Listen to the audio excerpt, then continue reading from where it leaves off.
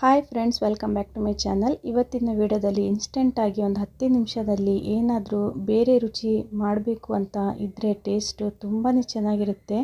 ಹಾಗೆ ಮಕ್ಕಳಿಗೆ lunch box ಅಥವಾ ಇನ್ಸ್ಟೆಂಟಾಗಿ ಲಂಚ್ ಡಿನ್ನರ್ ಏನಾದರೂ ಮಾಡಬೇಕು ಅಂದರೆ ಈ ರೀತಿ ಒಮ್ಮೆ ಟ್ರೈ ಮಾಡಿ ನೋಡಿ. ತುಂಬಾ ಸಖತ್ತಾಗಿರುತ್ತೆ. ಪದೇ ಪದೇ ಮಾಡ್ತಾನೆ ಇರ್ತೀರಾ. ಬನ್ನಿ ಯಾವ ರೀತಿ ಮಾಡೋದು ಅನ್ನೋದನ್ನು ನೋಡೋಣ. ಫಸ್ಟು ನಾನಿಲ್ಲಿ ಒಂದು ದಪ್ಪನೆಯ ಬಾಣಲಿನ ತೊಗೊಂಡಿದ್ದೀನಿ.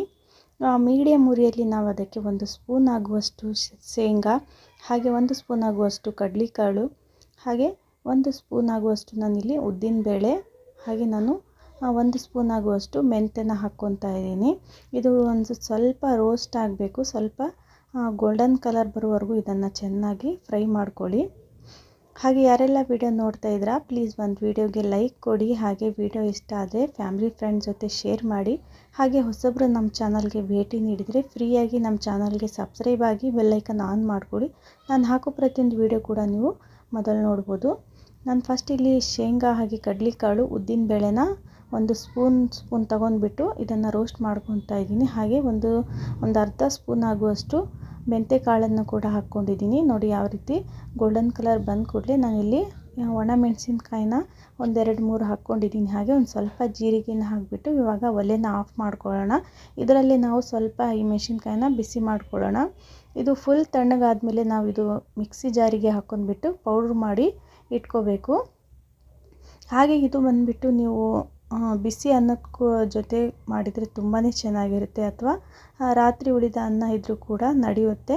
ಬಿಸಿ ಅನ್ನದಿಂದ ಮಾಡೋದ್ರಿಂದ ರುಚಿ, ಹಾಗೆ ಅನ್ನ ಕೂಡ ಸಾಫ್ಟಾಗಿ ಚೆನ್ನಾಗಿ ಟೇಸ್ಟ್ ಬರುತ್ತೆ. ಹಾಗೆ ನಾನು ಅದೇ ಬಾಣಲಿಗೆ ಒಂದು ಸ್ವಲ್ಪ ಅಡುಗೆ ಎಣ್ಣೆನ ಹಾಕ್ಕೊಂಡಿದ್ದೀನಿ. ಇದು ಸ್ವಲ್ಪ ಬಿಸಿ ಆದಮೇಲೆ ನಾನು ಇದಕ್ಕೆ ಒಂದು ಸ್ವಲ್ಪ ಚಿಟಿಕೆ ಆಗುವಷ್ಟು ಸ್ವಲ್ಪ ಇಂಗನ್ನು ಹಾಕ್ಕೊತಾ ಇದ್ದೀನಿ. ಹಾಗೆ ಜೀರಿಗೆ ಸಾಸಿವೆ ಕೂಡ ಹಾಕ್ಕೊತಾ ಇದ್ದೀನಿ. ಇದು ಚೆನ್ನಾಗಿ ಈ ರೀತಿ ಸಿಡಿದ ಮೇಲೆ ನಾನು ಒಂದು ಈರುಳ್ಳಿನ ಸಣ್ಣದಾಗಿ ಕಟ್ ಮಾಡ್ಕೊಂಡ್ಬಿಟ್ಟು ಹಾಕ್ಕೊತಾ ಇದ್ದೀನಿ.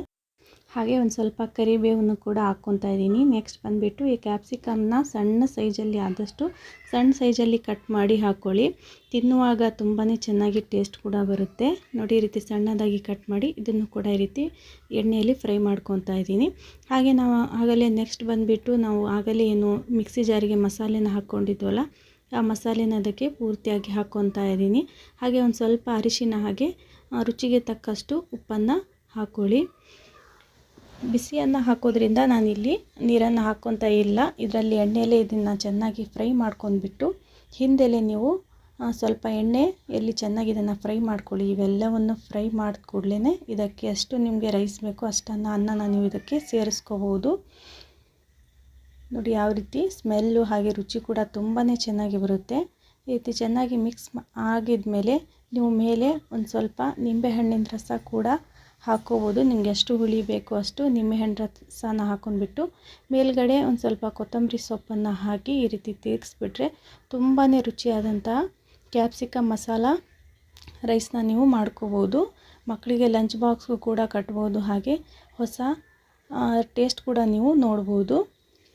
ಹಾಗೆ ನಿಮ್ಮ ಅನಿಸಿಕೆ ಅಭಿಪ್ರಾಯನ ಕಾಮೆಂಟ್ ಬಾಕ್ಸಲ್ಲಿ ಹಾಕೋದನ್ನು ಮರಿಬೇಡಿ. ಹಾಗೆ ಫ್ಯಾಮಿಲಿ ಫ್ರೆಂಡ್ಸ್ ಜೊತೆ ಶೇರ್ ಮಾಡೋದನ್ನು ಕೂಡ ಮರಿಬೇಡಿ.